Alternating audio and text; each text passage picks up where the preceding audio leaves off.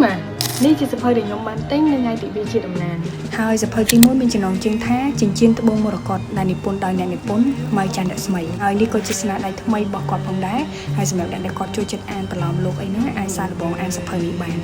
សភៅទី2មានចំណងជើងថាថ្ងៃថ្មីនៅតែមានដែលនិពន្ធដោយអ្នកនិពន្ធថនថាវរីហើយសភៅនេះដែរគឺមានដល់តែ3ភាគហើយសម្រាប់ភាគ1និងភាគ2គឺខ្ញុំបានអានហើយអីប៉ុន្តែឥឡូវនេះគឺយើងបានចូលមកដល់សភៅភាគ3អីអញ្ចឹងត្រូវតែមានសភៅនៅមួយក្បាលទៀតហើយសម្រាប់អ្នកដែលចូលចិត្តអានប្រឡោមលោកបែបលើកទឹកចិត្តអីហ្នឹងអាចសាកល្បងអានសភៅនេះបានសម្រាប់សភៅទី3គឺមានចំណងជើងថានិរន្តរ៍ហើយសភៅនេះគឺនិពន្ធដោយអ្នកនិពន្ធគឺអ្នកគ្រូម៉ៅសំណាងសភៅនេះគឺជាស្នាដៃថ្មីរបស់គាត់ហើយសម្រាប់អ្នកដែលចូលចិត្តអានប្រឡោមលោកភាគច្រើនគឺស្គាល់ស្នាដៃរបស់គាត់ហ្មងចេញមកគឺខ្លឹមហ្មង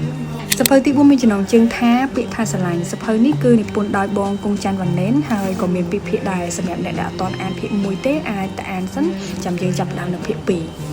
សភៅទី5មានចំណងជើងថាបរោះឈុតពណ៌សសភៅនេះគឺនិពន្ធដោយបងម៉ៅច័ន្ទរស្មីសភៅភាគ1នេះគឺ version ថ្មីសម្រាប់ភាគ2ក៏ខ្ញុំមានដែរហើយសម្រាប់អ្នកដែលគាត់ចូលចិត្តអានល្បិចប្រឡំលោកមាន2ភាគអីហ្នឹង